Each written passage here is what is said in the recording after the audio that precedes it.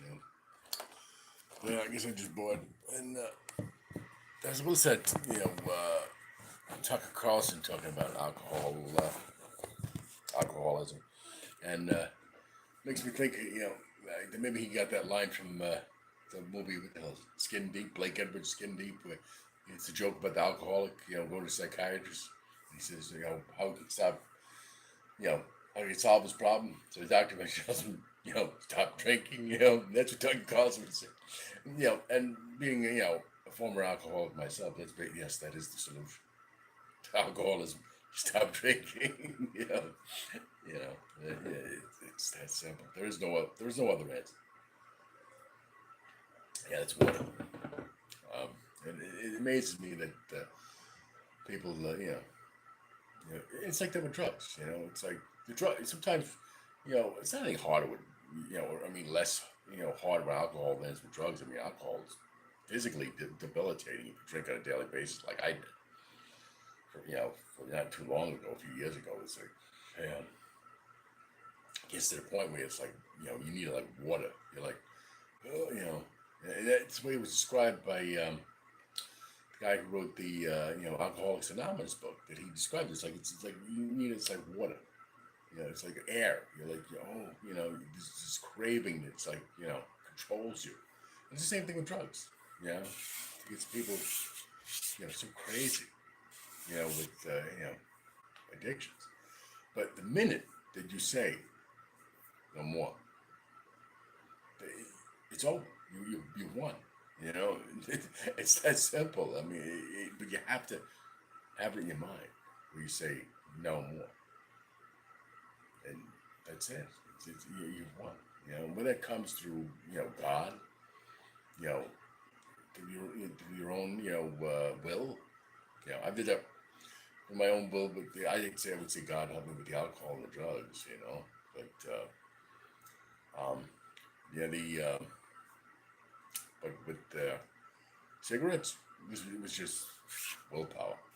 I had smoked for 37 years and I just had enough. I was like, I was at the point where I just didn't want to smoke anymore. I was sick of the whole process. It was disgusting. I was so disgusted with my throat being irritated, buying cigarettes, not being able to afford good cigarettes because they're too expensive. So yeah, it's insane. I don't want to deal with that. Who wants to deal with any of that? So, and it's like that with drugs or alcohol. It's just like this monkey on the back, doing this all the time. Hey. It's like, get that out of here. You get tired of that. And, that's, right now, that's why I'm like, I exercise, a lot, because, to keep myself from going crazy. But it's better than doing drugs. Getting rid of that. I quit smoking a long time ago. I had told myself when I was in my 20s and I had my son, I was like, I got to quit, smoking cigarettes before I get really old.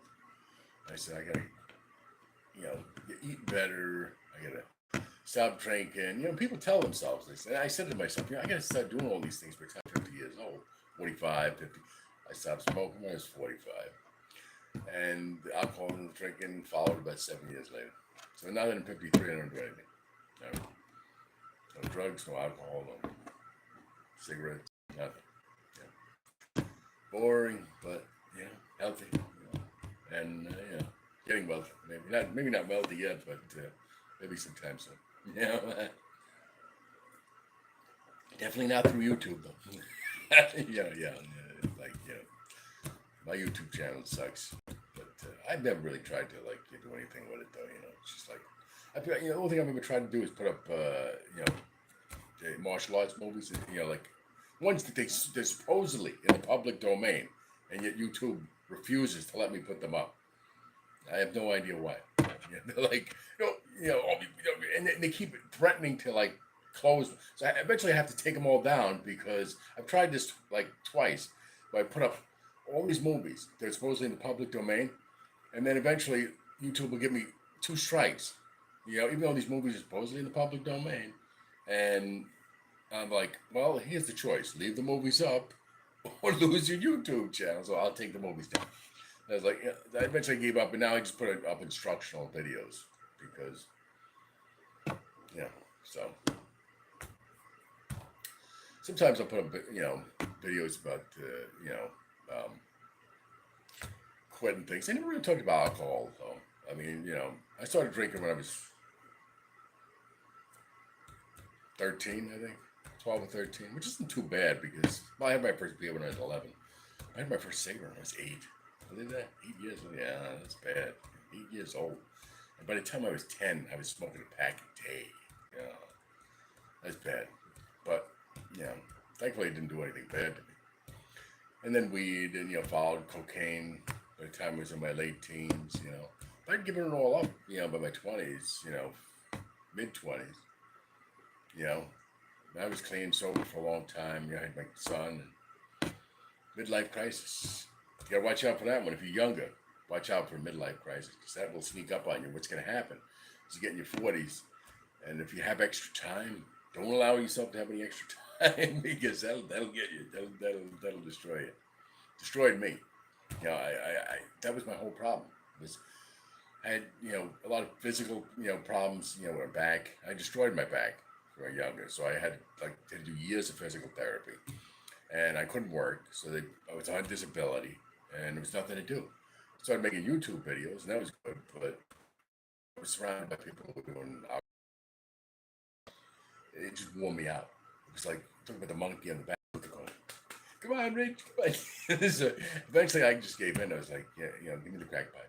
I was like, yeah, it was bad. Give me the out. And then if I do drugs, I got to drink. So the strange thing is, though, is even though I drank and I did drugs, I didn't smoke. I had quit smoking at 45, and then I went back to the drugs and alcohol, but not the cigarettes. And I was like, no, I'm not going to smoke. And I had tried one night when I was really drunk and high. I tried smoking a cigarette, and I was like, oh, this tastes like, you know what? And I was like, nope, that's not going to work. So I didn't do it. And the drugs were bad. I was surrounded by like a lot of. I mean, my house turned into like a trap. If you don't know if you know what that is. Day and night, knock at the door, like do anything. It's like, and you're like, no, I don't. If I did, I would probably be doing it right now.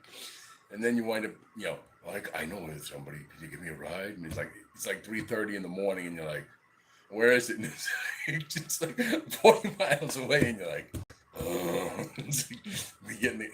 And you wind up driving. By the time you get back, it's like 6. The sun is coming up, and you're like, going in there. You get high. It's like, you become a zombie when this becomes your lifestyle. You know, and this would go on, and I mean, I literally had these kids who came into the front room of my house, and they turned the front room into a drugstore drive-in.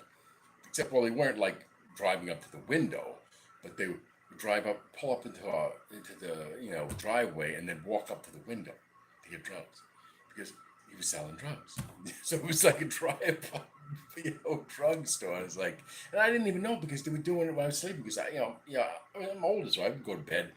Even when I was drinking and doing drugs, I had to go like to a program. So I was going to bed early every night by like 10, 11 o'clock. So I didn't know. Well, this was the weekend, So during the week, they just went on for like 2, 3 weeks. Then finally, it was like I found out. It was like, oh, shut that down. It's like, before, are you kidding? I mean, I may have been doing drugs and drinking, but it would be long before the police would open my door, come to hand, and then the whole thing got so crazy, like that I was surrounded by like people getting arrested. I mean, people driving cars getting arrested, people getting arrested, somewhere near my house, people getting arrested in front of my house. It was never me, it was never like my sibling, although my son was getting arrested a lot not arrested, he was getting taken, let's say he was going to the BHU a lot. That's where he was going because he was getting so drunk. But I would never get arrested for anything because I wasn't selling drugs. you know. But all these people who would come to my house were selling drugs, or they had warrants for other things. So it's like it's so ridiculous. It's like people, you know, it's like if they weren't being gonna be arrested, they were getting arrested, or somebody was looking for them. I had like some, and then the amount of drug dealers, that, you know, they came and went to my, you know, in that span of time, I couldn't even tell you. And I made deals with people like, I mean, I never sold drugs, like, you know what I'm saying, but you know, might as well have. I mean, you know, I mean, yeah, it was, you know, like that bad. I one time I did something. I, you know, like got this guy a car, and you know, he was a drug dealer. And it's like, cause he wanted me to get him a car and like, you know, register the car and all that. And it was legal. I mean, you know, but it was like, and he gave me like I don't know how much cocaine. It was like insane amount, like crack ball. You know, and you see a ball of crack like this, you're like, you know, give me crack. So if you're smoking crack and you see a rock like this big, you would fucking, you know, it's like, yes, I will do whatever you say. It's like, you're just like fucking, you know, like you're mindless. You're just like, yes, master. You know, it's like you turn into a fucking Frankenstein monster. It's like insane. You know, like, yes, master. You know, it's like, so that's basically, you know, I was like that. And when he said, oh, can you give me a car? Can you know, insure it? Can you register? I was like, yeah. Oh, yeah, you know, I just want to use it once in a while. That car was never to be seen again. It just disappeared. And eventually I had to claim that it was stolen, and you know, canceled, and you know, insurance claim was stolen because I never heard from him again. So it was kind of crazy, you know. But yeah, drug dealers make, you know, crazy deals like that, you know, and all the time. That's how they stay in business. And you know, people do things like that, you know. They let them use their house. I would, no thanks. You know, I mean, that, like, things like this it gets so crazy when you know, the amount of people, and then people start dying. That's when you know you got to stop. Is when people start dying in your house, or they're ODing on a regular basis. You know, I've seen that, you know, that almost died in my house. Nobody died in my house. They almost did. You know, numerous people almost OD on cocaine and heroin. How do you OD on cocaine? By shooting it. That's how. Yeah. Because one girl, she started tweaking and seizing, and she stopped for a minute, and then it started back up, and she was okay. She got right back up. So, what happened? What happened? Heroin's far worse. People start turning gray. Yeah, I've seen people turn gray. It's like, oh, they start blue, gray. It's like, ugh, it's like, you get on top of them. It's like, fucking breathe. It's like Narcan. It's like fucking breathe. Yeah, it's not fun. It's horrendous experience. You know, and it's worse for them. Obviously, it is for me but they wake up and they're like, oh, what happened? I was never myself in that position, thankfully, because one, I never shot I never used a needle with drugs. You know, and 99% of the time, although it could happen because it happened to my friend. She had, but it wasn't just from doing drugs. She had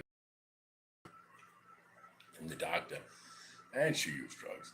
So she went out and she started turning blue. And I was like, your lips are blue. And she wasn't responding. And I was like, oh, she's ODing. And I had heard, but with Narcan like 3 or 4 times. You know, it's like, you know, that one is disturbing. Yeah, that, you know, I just say, you know, she almost died. And I never OD'd. I mean, although there was one time when I think I was ODing on fentanyl, smoking crack, and that was no fun. You know, yeah. These things, like, anybody who wants to do this stuff, really examine your head. Clear moment to think about it and say, do I want to do this? Because, you know, it leads you down a rabbit hole of horrors that, you know, I wouldn't recommend to anybody. You know, it's just so horrendous.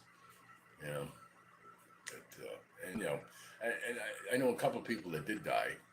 Not like I said in my house, but there's one lady who you know OD'd, and it was like contact my you know, I tried to tell this woman that she kept telling her you're staying in this house. This woman. She was staying in a house with people who didn't know she used drugs, and she was lying to them, saying she didn't use drugs. And what she did is that she would go out for like, and get her drugs, and then come back and do them.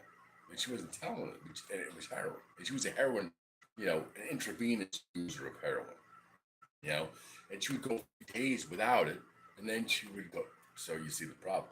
This is how people. The number one reason why people OD is not because they're doing copious amounts of heroin. You know, copious amounts of heroin should work rather well for most heroin addicts. They don't really OD from that, but they OD when they get dry, and they haven't had heroin for a long time. The longer, the more likely they are to OD. And people who have stopped using for days, and they, or even a week, and then they think, oh, or they haven't used it. Even worse, if they haven't used it for a long time, and then they think, oh, it's only a bag of dope. Yeah, I know a guy. I was riding in the car with him, and that's exactly what he was talking about. Well, it should just be one bag of dope. I hadn't used it, but I'm thinking about it because he just got out of jail or something. I was giving him a ride, and I didn't know the guy from Adam, but I just met somebody who knew him. He asked me to give him a ride, so I'm like, okay. He's saying, oh, I may get a bag of dope. Well, okay. And I dropped him off at his house. He was dead the next day. He had gotten a bag of dope and he hadn't used and OD. And that lady I was talking about, same thing happened to her. She was at that house where those people didn't know she used. She got a bag of dope and she hadn't used dope in a week, and she must have died. And because this is what happens. It's horrible. People just don't realize, hey, if you haven't had it, even just for a few days, your tolerance goes down. That's the way it works. It's, opiates have an impact on you.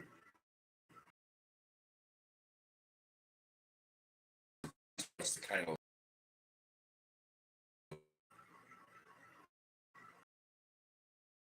it's unlikely that you'll OD. You would have to do I've done tons and tons of it, but I didn't use it intravenously. But I never came close to going wink it out. Although one time I fell asleep on my knee. I would not recommend that. So that was close to it. I fell asleep. I suppose I could OD, but I didn't OD. I was like on my knees on the floor, and I literally woke up like 2 hours later, like on my knees hurt so bad. I was like, oh my God. I couldn't move either. My legs were like frozen. I was like, help. Yeah. As if I finally was able to get up, but yeah, don't recommend. That was horrendously painful. Yeah, don't fall asleep on your knees. But yeah, I never did choke in my sleep, and yeah, I stopped breathing because, and I was heroin and I was drinking on methadone, so don't recommend. And using smoking crack. So we got methadone, heroin, crack, all at the same time. Yeah. And I fell asleep after I had just eaten, and yeah, I think I, got a Jimi Hendrix or something, and I couldn't stop breathing. Woke up, like somebody was waking me up, and I was choking. I couldn't breathe. So yeah, crazy. Bad experience. Rough times. Yeah, rough times. Drug use is rough, it's not a fun lifestyle. I wouldn't recommend it. And I didn't do it for long. Like I said, I didn't do it when I was younger like that. It was much more moderate. It turned into like wheels. It was like and 3 o'clock. Crossing hills to get drugs. Running from like all the way up in like upstate, like up by Lake George, running all the way down to Albany in the middle of the night. With some crack house, freaking, Arbor Hill. It's like, oh yeah, fun. Such fun. Yeah.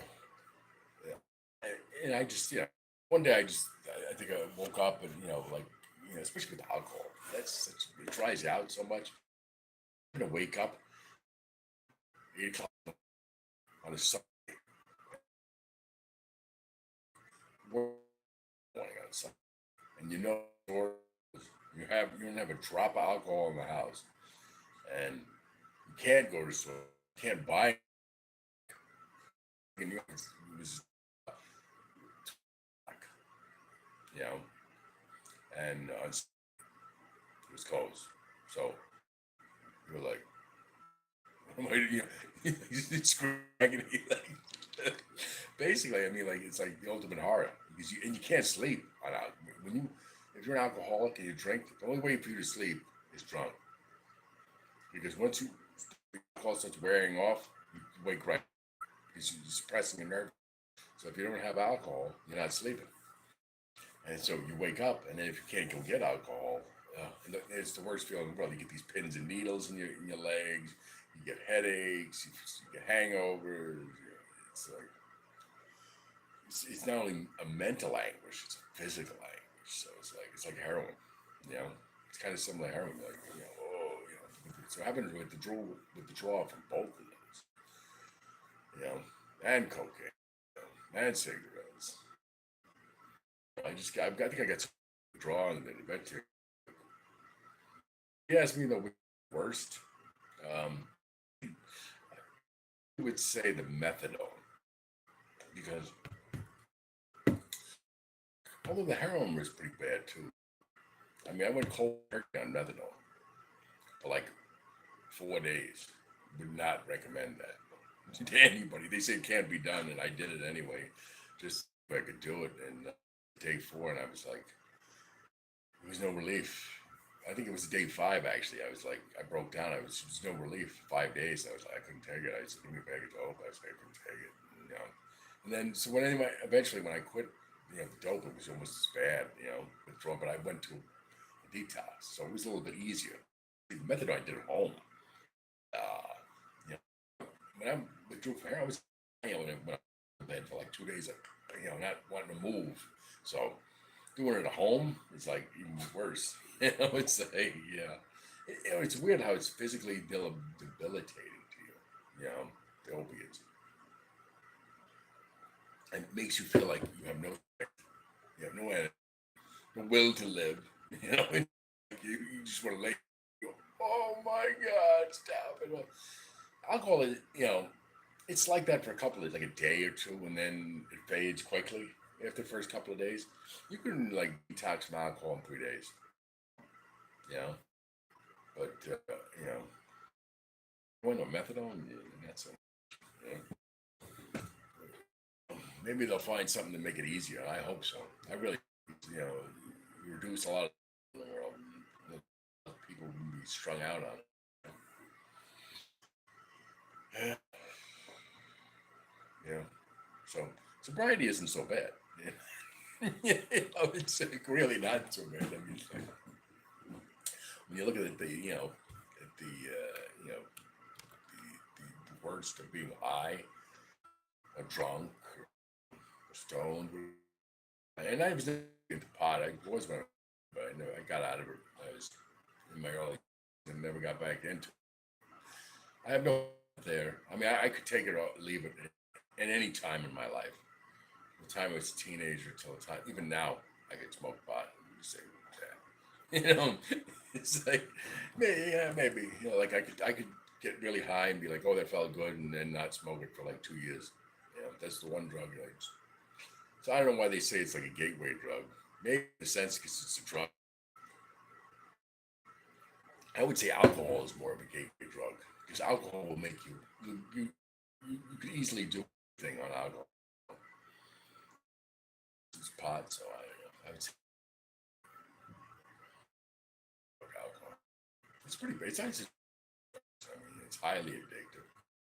You know, it wrecks lives. You know, homes. You know, but everybody wants a beer, wants a glass of wine. You know, relaxes them. In moderation, anything is okay. You know, I mean, down on people drinking. You know, it was mainly a teetotaler, but she would like times you know, like once or twice a year she'd go to a party and drink 12 cocktails and smoke cigarettes. And then never and for another year or have a drink. You know, that's willpower, right there, you know. people are like that, you know. My father, you'd have beer once in a while. He smoked, but he didn't. You know. So yeah, you know, people are kinds of people are different. You know, when it comes to that. Yeah. I was probably better when I was younger than when I was old. Maybe I'm a little power guy. I don't know. You know, just a midlife crisis that got out of hand. You know, yeah, just and it seemed to like grow, snowball. My midlife around 40, it seemed to go on for about 7 years. You know, well, 6.5, and then finally it's like enough, stop. You know, I've had enough. The midlife crisis is over. I'm good. And so, and I'm good now. I mean, you know, I'm you know relatively happy. You know, with where I am, who I am with, and who I am, and what I'm doing. You know, I could use more money, but can't we all? You know, but other than that, yeah. So that's all I got to say. I just figured I would, talk for like a half hour if anybody wanted to listen. I can't think of anything else to say tonight, so I'm gonna chime out.